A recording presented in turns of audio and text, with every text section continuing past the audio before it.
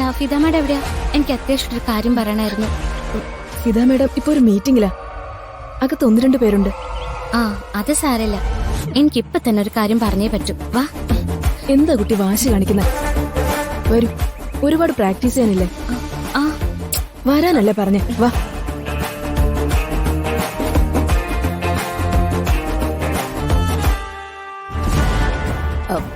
മാലിനി, വല്ലാത്ത ദാഹം.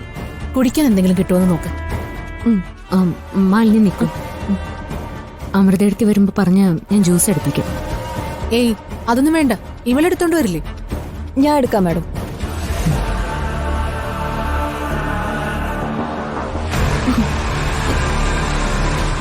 കുട്ടി ഇവിടെ തന്നെ ഇരുന്നാ മതി.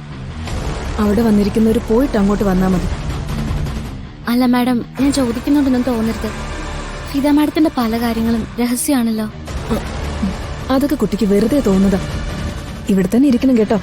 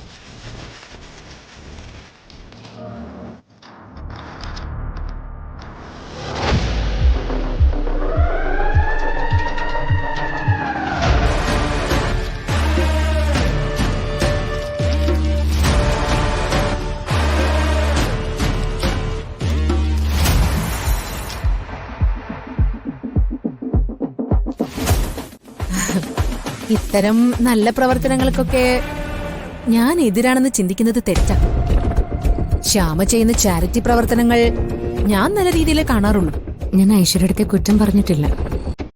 എന്റെ ചില വ്യക്തിപരമായ കാര്യങ്ങൾ എനിക്ക് മാത്രമായിട്ട് വിട്ടു തന്നേക്കോ, അത്രേ ഉള്ളൂ.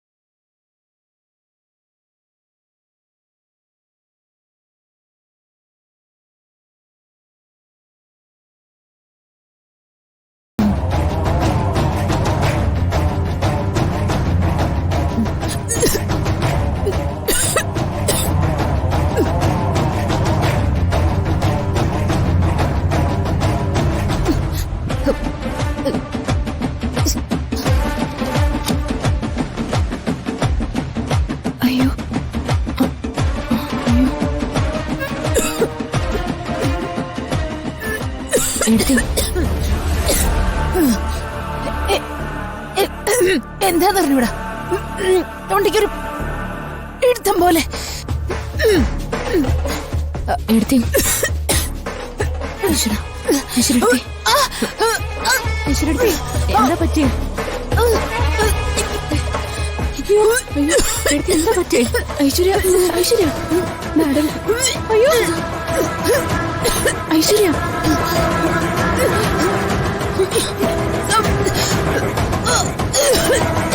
എന്ത് പറ്റില്ല?